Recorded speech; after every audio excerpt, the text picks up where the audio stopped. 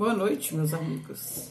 Voltando hoje para ter aquela nossa conversinha sobre o luto, suas implicações na vida dos pais, dos familiares. Aí hoje eu vou falar sobre uma pergunta, sobre uma sugestão de uma pessoa enlutada há mais de um ano, né? Ela pediu para eu falar sobre aceitação. É um assunto, assim, complexo, né? Complexo. Como a gente já vem falando, que é uma coisa tão individual, que este assunto também é muito peculiar a cada um, a cada pessoa. Mas uma coisa que me chamou a atenção, eu vou fazer um paralelo da aceitação com a fé. E no meu livro, eu fiz um capítulo falando que a sala de espera produz fé. Chega um momento, meus amigos, na sala de espera, que não nos resta mais nada a não ser fé. E como eu já costumo falar nos meus vídeos anteriores, sempre estou falando de fé, de perseverança, de esperança, né? Então, fé, a fé que eu costumo visualizar, é aquela fé que muita gente fala, que muita gente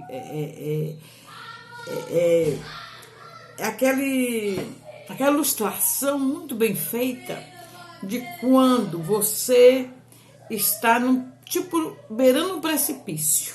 Vamos colocar assim. Você está beirando um precipício. Aí você põe os pés na certeza que Deus vai pôr o chão. Olha como que é fé. E olha que a Bíblia fala que se nós tivermos fé do tamanho de um grão de mostarda. A maioria hoje já conhece a mostarda, já sabe aquela sementinha muito pequena. Olha o que Deus fala. Se tivermos fé do tamanho de um grão de mostarda, grandes coisas poderíamos fazer. Então a fé é algo tão forte, tão forte. E na sala de espera a gente aprende a ter fé. Às vezes a pessoa está ali caída, mas de repente ela é alimentada.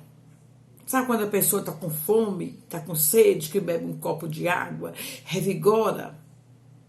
Quando a pessoa está ali uns 3, 4 dias sem comer, que come ali um pouquinho, qualquer coisa de alimento, ela revigora, é a fé. A pessoa numa sala de espera está caída, machucada, ferida, de repente ela vem a fé. Tudo de novo.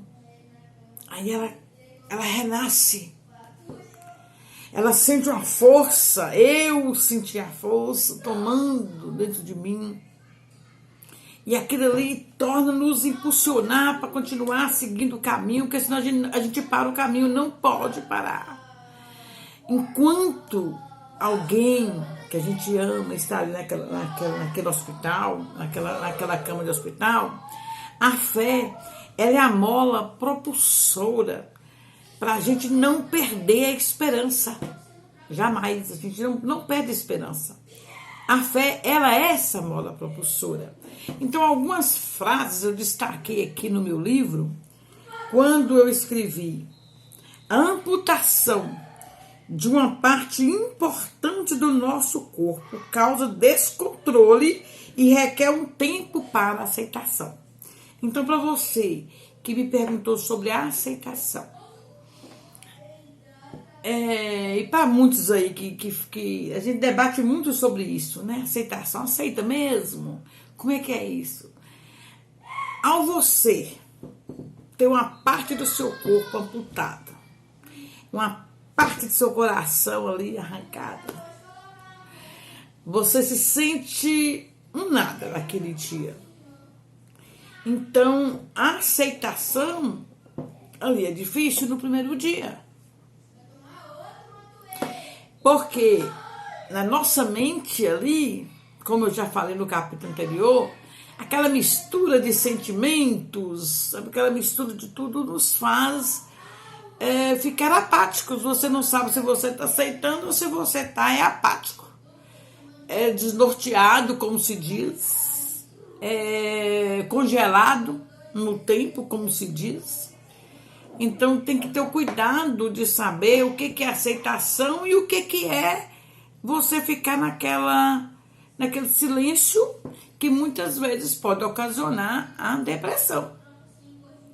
Então, vamos seguir mais adiante que a gente retorna sempre a esse tema. Você não enxerga a vida com o brilho de outrora. Os projetos são engavetados por não preencherem mais os objetivos. Vamos supor a mãe. A mãe e um pai estão ali trabalhando. Meu filho vai fazer isso, fazer faculdade disso, fazer faculdade de... Pá! O filho morre. E aí? Cadê os sonhos? Para que eu trabalhar? Além do que para sustento da casa. A mãe perde a noção de sonhos. Porque tudo ela tinha depositado ali, de guardar um dinheirinho, de fazer isso para colocar o filho na faculdade, para o casamento de um filho, para isso. Então, quando o filho se vai, fica assim. Sem enxergar nada. A nebulosidade toma conta da vida dessa pessoa. É de se aceitar. Eu estou falando dos primeiros dias, ou podemos estender a primeiros meses. Tá? A gente sente isso mesmo. Todo ser humano que ele ama mesmo, que está na sua missão de pai e de mãe, isso é claro que ele passa por essa etapa. De primeiro perder assim o encanto das coisas. Ele preparou aquilo ali para o filho. Juntou o dinheirinho para dar um presente para aquele filho. Cadê o filho? Vocês estão me entendendo, né? Isso é no início. Então vamos lá. Enquanto você, cabisbaixa ou cabisbaixo, espera por um diagnóstico do médico, um diagnóstico melhor, você alimenta a sua fé através da comunhão com Deus. Tudo é silêncio ao seu redor, mas no interior diz que é possível reverter aquele quadro, que é possível traçar um novo caminho. Então aqui no livro eu estou falando da sala de espera. Enquanto você está naquela sala de espera desanimado, que você vem aquela fé, você começa a redesenhar um novo caminho. Você começa a esperar por diagnósticos positivos, sabe? Do lado humano. Né? A gente quer isso. Quem não quer? Sem hipocrisia. Quem não quer? Qual é a mãe que ela está numa sala de espera que ela não espera uma notícia boa do médico? Todos nós esperamos. Todos nós esperamos. Deus conhece o nosso coração, né? Deus nos fez mãe sabendo disso. Fez pai sabendo disso. Perder uma parte de si, meu amigo, não é fácil não. Não é fácil não. É parte, foi como eu falei no vídeo anterior, número 9. Você perdeu aquela pessoa que estava no seu útero, a mãe, 9 meses, você é alimentado.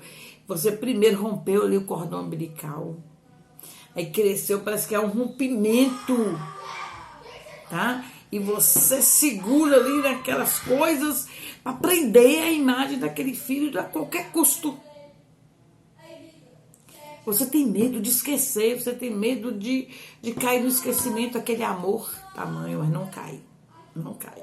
Isso que eu estou falando é o vislumbre de uma sala de espera e eu estou misturando com os primeiros dias posteriores ao sepultamento. Vamos lá. E no meio das incertezas, você exercita a sua fé e clama. Você sente sozinha, sozinho, mas não sente a necessidade de estar rodeado de pessoas Porque o que mais interessa naquele momento é conversar e ser ouvida por Deus. É a hora que você não tem medo de ficar sozinha. Eu já passei uma situação em 2008, que foi a primeira... Não, 2008 não. Quando minha filha tinha 15 anos, ela fez a primeira cirurgia em Belo Horizonte. E aí eu fiquei na sala de espera. A cada momento, o secretário falava. O rapazinho falava. Os pais de Fábia levavam aquele susto. Ela já tomou anestesia. Passava. E eu ali sozinha com meu esposo. Os dois, essa de espera, e eu com a Bíblia na mão aqui, só lendo. E clamando assim, a mão aqui, clamando. Nesse momento, a gente não quer muitas pessoas. Sinceramente, não quer. Porque não precisa. Tem Deus. Então, assim, não estranho de repente você chegar, a fulana não me deu confiança. Ela estava na hora ali tão ruim, eu cheguei, não me deu importância. Não é. Ela nem tá vendo gente, ela não tá vendo pessoas. A mente está tão embaçada, a cabeça está tão ruim, ela está tão em comunhão com Deus ali, tão em comunhão com Deus, que ela não quer desligar um momento enquanto não acabar aquela cirurgia, enquanto não chegou a notícia. Ela não quer conversar, porque ela está conversando com Deus. Pedindo, Deus, dê certo, Deus, ajude, dê certo, Deus, não deixe acontecer nada de mal, Deus, milagre, Deus, milagre, Deus. É isso que a pessoa sente. Vamos falar assim, bem de forma positiva. É isso que a pessoa sente. Mas ela quer saber que tem gente ali ao redor, mas assim, dentro do hospital ali, para dar ela todo o suporte. Mas eu falo com você que está, por exemplo, acompanhando, e que você fala, mas fulano rejeitou visita, rejeitou isso. Não rejeitou, não. Aquele momento é tão único, gente. A dor é tão forte que a pessoa fica ali com a Bíblia na mão, ou com oração, ou com o que você tiver, sua crença, você fica aqui, ó. Seu pensamento fica aqui, interligado com Deus. Então você fica aéreo, alheio a tudo. Você fica alheio. Você só está comunicando ali com Deus através da oração e da leitura da palavra de Deus. Continuando. E tamanha é a fé que você consegue vislumbrar uma luz depois da curva. Uma esperança no improvável. Uma motivação na situação desanimadora. A sala de espera faz sofrer. Esgota seus sentimentos, mas fortalece o seu espiritual, porque ali você reconhece a sua fragilidade perante a vida. É na sala de espera, através da sala de espera, que você reconhece a sua fragilidade, que eu reconheci a minha fragilidade, eu me recompus, eu me levantei e eu fui à luta. Então, olha bem, enquanto ali eu estava na sala de espera, esperando por um diagnóstico melhor que não vinha, eu ia amadurecendo espiritualmente, porque eu tinha mais contato com Deus. Nessas horas a gente tem mais, vamos falar a verdade. Nessas horas você clama mais mesmo, clama mesmo. Você reconhece que você é totalmente dependente de Deus, você fica assim, sem nada, você fica um barco jogado lá para uma onda, vem a outra, joga aqui, vem a outra. Você não se importa com nada. Então sua fé se prende em Deus, você não quer separar. Deus, vem cá aqui comigo, Deus, não me abandona não, Deus. E você fala, não, meu Deus, me escuta, Deus, me ouve, Deus, não me abandona, Deus. Você só pensa nisso. Enquanto isso, o seu espiritual vai amadurecendo, não é emocional. Porque enquanto você está ali, você vai se fortalecendo espiritualmente. Às vezes você estava um pouco afastado de Deus. Às vezes você não dava tanta credibilidade a certas coisas. E quando você está na sala de espera, dependendo de um resultado positivo, aí você sabe o que é depender de Deus. Mas aí, e depois que passa, você perde aquela dependência? Não. Não perde, não perde. Mas e se a resposta for negativa? A minha foi 2 vezes. Mas quando eu recebi aquele resultado, eu fiquei tipo anestesiada. E eu tive uma visão aqui. A minha visão é que eu tinha uma missão, eu lutei, eu orei, eu clamei e que Deus deu a resposta que eu queria de outra forma. Às vezes a resposta não era para mim. Para mim, aquela resposta que eu queria como ser humano. Mas em todos podem acreditar. Podem acreditar no que eu estou falando. Nos 2 lutos eu vi livramento. Aí as pessoas podem falar comigo, mas livramento na morte, a morte é a última coisa. Livrou. Eu poderia vislumbrar meus filhos numa situação pior, muito pior. Sofrendo. E eu sofrendo junto com eles, que eu me conheço, eu sei a mãe que eu sou, abnegada, apegada demais. Eu sou assim, fazer o quê? E aí eu vejo sofrendo e não poder fazer nada. Então Deus amou meus filhos tanto que eu sinto isso. Deus os amou tanto.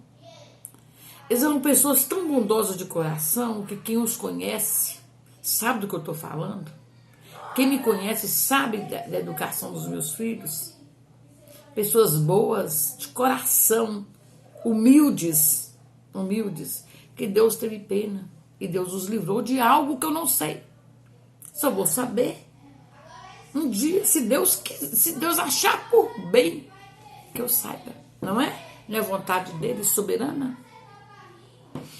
Mas você fala assim, Débora, então você já está consolada, você não chora, você não. Choro a falta. Choro a falta sim, não é todo dia. Mas que mãe eu sou. Eu ia estar passando aqui uma imagem de falsidade para vocês e Deus iria me recriminar. Tem dia que eu sinto falta, muita falta. Tem dia que a falta dói demais na alma. Como eu falei com vocês no vídeo anterior. Tem um dia que essa dor passa, como a dor da minha filha passou. Ela tá aqui, ó. Ela tá adormecida. Eu sinto saudade dela, uma saudade para não perder da memória o que ela foi, a história bonita que ela fez. Eu amo quando um amigo posta alguma coisa dela. Posto do meu filho, mas eu vou falar num capítulo depois sobre amigos. Eu quero falar especificamente disso para vocês, pais, da importância da amizade. Mas eu falando aqui verdadeiramente com vocês. Eu sou dependente de Deus, não é conformismo. Eu sinto a falta deles, sinto a falta do meu filho, que foi agora recentemente, mesmo sabendo que Deus fez o melhor para ele. Chegará o dia que eu vou lembrar sem sentir dor nenhuma. Vai chegar. Isso eu falo para vocês porque já chegou para mim. Mas eu falei com vocês, é peculiar. Mas em momento nenhum da minha vida alguém já me viu murmurar.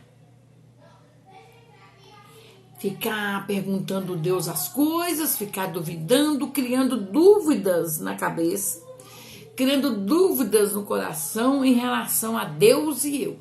Não tenho. Eu tenho muito medo, muito temor de estar pecando contra Deus, murmurando. Então eu não murmuro, não pergunto. Eu sei que o que Deus fez dentro de mim, eu tenho certeza que Ele fez o melhor. Só que eu não sei qual foi esse melhor, né? eu imagino ali a salvação espiritual, alguma coisa assim, mas eu não posso saber. São propósitos de Deus, só Ele que sabe o que aconteceu ali. Sabe? Então, aqui nessa parte, eu acabei falando que o alimento chegou à minha alma, revigorou as minhas forças e motivou a minha caminhada. E a vida prossegue. Não é isso? Você está aí do outro lado, você sabe disso. Você continua trabalhando, você continua comendo, você continua dormindo. Por quê? É Deus. Como é que você ia continuar a vida sem Ele? Como é que você ia comer de novo? Como que você ia deitar na sua cama, dormir, sabendo que seu filho está ali, do corpo deitado ali num túmulo?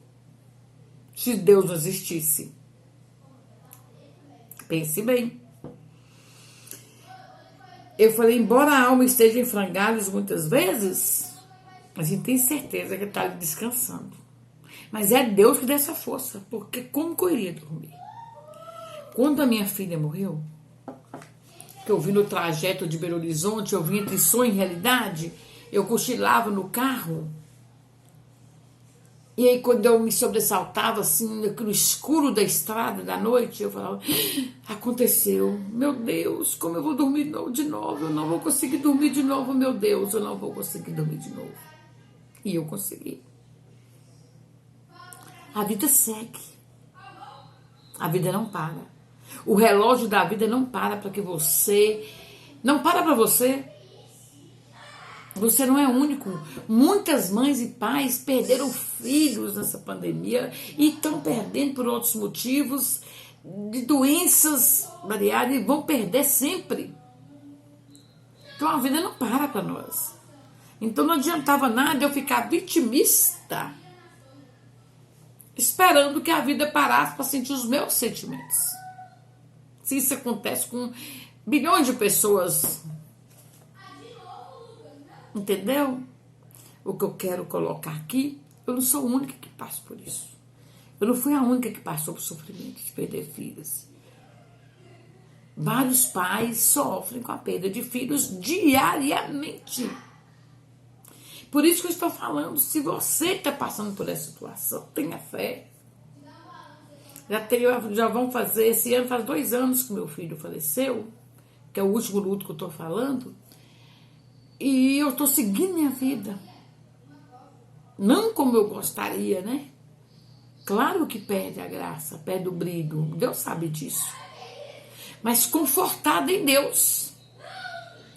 Eu vou tirando meu tempo para ajudar outras pessoas, porque senão não valeu de nada eu passar por sofrimento, se eu não mudar como pessoa.